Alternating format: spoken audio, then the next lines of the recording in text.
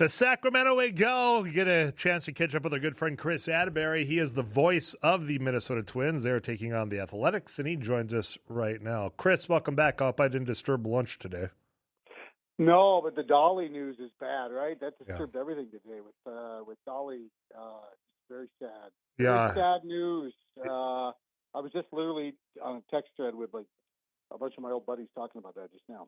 Well, and it took the whole first half hour of the show just talking about, the legacy she had beyond being a performer when it comes to her philanthropy and all that. So there's people certainly a little bit down, and we're trying to lift them up a little bit. And when it comes to the Minnesota Twins, I don't know if we're at the beginning of the lift up on this roller coaster ride that has been. We're up, we're down, and last night getting the back into the win column after being swept, and last week we're all giddy because we swept Atlanta, and it seems like every couple of weeks, we're starting that ascent back up to the top of this roller coaster hill here. But let's start with this one: that the sweep of Atlanta was great. San Diego was a reality check punch in the face. We aren't as good as they are, so we have to play almost flawless, and we weren't close to that. And then Sacramento, I'm going to put $1 in the Oakland jar. We're better than they are, and we should beat them, and we did. And so it was really good. Zebby pitched great. I mean, that's what I took away from last night. Now, they're, again, a team without their 5 best offensive players, and they can be pitched to, but he pitched to them, and that was wonderful. And then the other big takeaway last night was Buck looked like Buck. Yep. He hit a couple balls hard. He ran really well. And after San Diego, I was worried. He had a weird strike 3 where he couldn't get off the back hip. He wasn't getting down the line great. Just how he was moving concerned me. And then last night I was like, oh, that's Byron. And he scored 4 runs. And when he scores 3 or more runs in a game, which I think we're 5-0 this year. So I thought that was the best sign from last night, that regardless of, who we're playing or where we're playing them, he looked like Buck. Mm-hmm. And those were the 2 highlights that I was going to throw your way. And I'm not surprised that you started there. It was Zebby, just looking great last night. Byron being Byron. And I know that it's probably cliche for Twins fans at this point, but when he's playing like he did last night, the Twins have the odds are in their favor to go out and to continue to collect some W's and continue this march into whether that's the wild card or the Central, which is still within reach, 4.5 back, and got some big series coming up in this final month of regular season. Yeah, 15 straight in the division here. So we've got today and tomorrow against Sacramento. So, again, we're not out of the woods here. We need to play well here the next 2 days. But if we can do that, pick up at least 1, hopefully 2 here. Now you're playing 3 at home against the first-place White Sox, the team you're chasing. Okay, awesome. That's all you want is a chance to forget scoreboard watching and beat the team you're chasing. Then 3 with the Tigers. In the division, they're reeling now. Let's take advantage. And then we go to Chicago, to Detroit, and then Cleveland, who is the second-place team in the division. So 15 straight games, after which if you play really poorly, you're done. If you play really well, then you're in the catbird seat. And if you play well, you're still just kind of lurking. So, I mean, that's kind of the 3 options for the last 2 weeks. We have a fairly favorable schedule down the stretch. But these 15 games, honestly, it's all about, you hear it all the time, the length of the season. Baseball's the one sport that drags it out over 6 or 7 months. But we've played well enough this year that this 15-game stretch is really going to be the determining factor of our entire season. Well, and as I was saying yesterday, we get some friends in the studio, broadcasters in the sports vein to talk about just, a variety of things. And we talked about the Twins, and the consensus is, now that we're at the end of August, if you would have asked in April if we would still be talking about the competitive nature of the rest of the season, the odds were you probably weren't. The expectations have been far exceeded with this team going into this final stretch, Kris. It's an odd year. I think first and foremost, Shelty and his staff have done an amazing job of keeping this team highly competitive through all the ups and downs, and that's a credit to them. It's a good group of guys to be around. These are not superstars, save for Byron when he's healthy, which is why it's so important that he be right. The front office added some really nice pieces. They didn't go crazy, but they added some really nice, logical pieces. They paid the money to become better and stay competitive, and I think all of that is great. And now it's a matter of just kind of finishing. Because if you finish right around 500, you've got a chance in this American League to be a postseason team. And I think that's the the payoff that the fans are looking for. I get it. Our fans are still highly suspicious. Half the people I talk to are like, yeah, they're better than I thought, but they're too good because they haven't been bad enough that Walker Jenkins is playing every day. And I'm like, okay, like, come on, you can't have it both ways.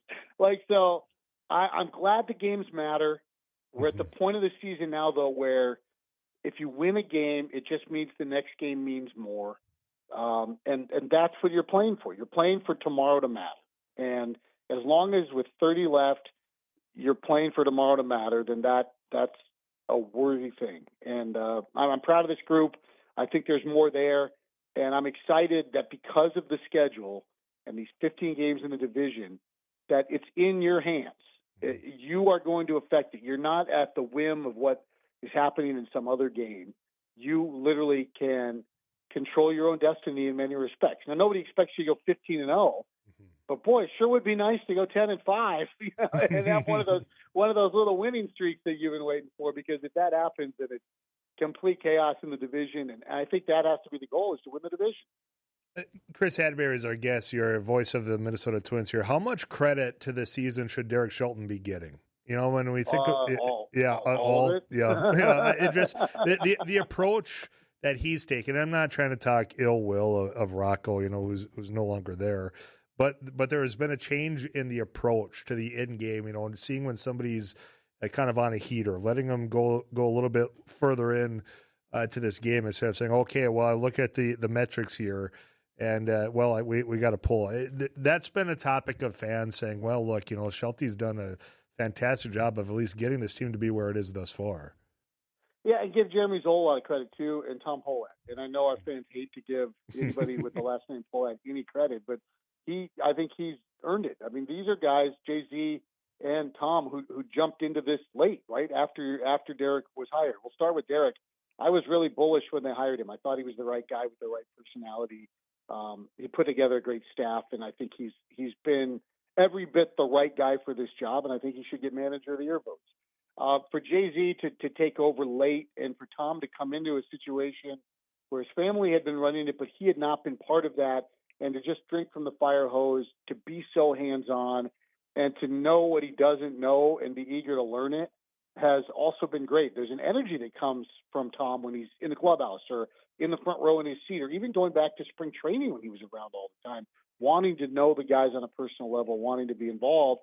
And then when JC goes to him and says, hey, we can get Dean Kramer, we can get Jeff Hoffman, we'll have him for next year too. He's like, yeah, let's sign off. Let's go. And then JC's always been a favorite of mine, and I think he and Shelty make a good pair. It's not a knock on the last group because situations change and different types of teams need different types of energy.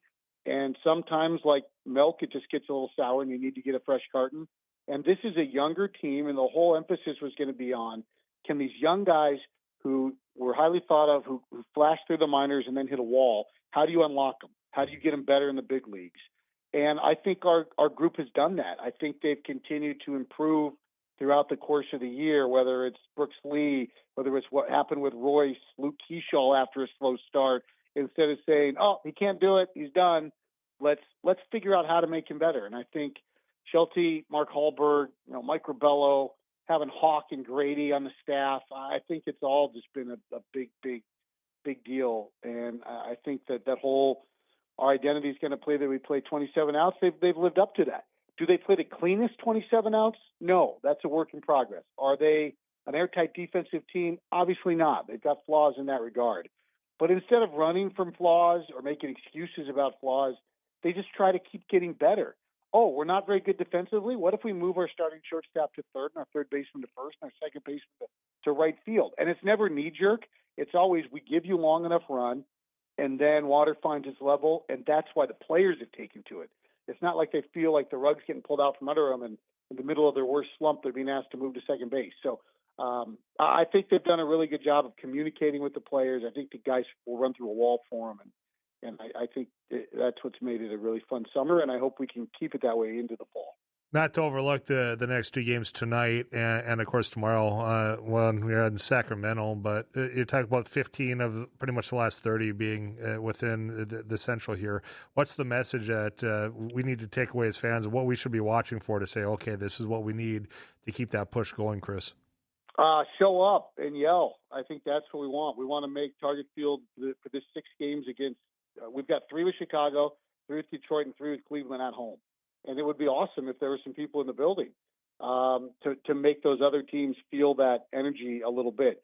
When we go to Chicago, we certainly feel it, and I would love to return that favor at Target Field. Every game is an opportunity. We're 4.5 line front running Chicago, and we play them 6 times. There's your opportunity right there to reel them in without any help. And I think that's all you want is to measure yourself against the teams in your division, because I know for all the talk of the 7 teams in the wild card hunt and this and that, I think all eyes are on the division. It's a winnable division. We know that it's there to be had. Chicago is a talented team that's in a territory they've never been in before.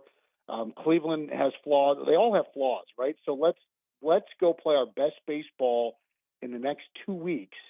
And if they do that, and they come through that first series, and then the second one gets bigger, and then the trip to Chicago is even bigger, and then the trip to Detroit gets bigger than that, and then you're hosting Cleveland, and you really can start to smell it.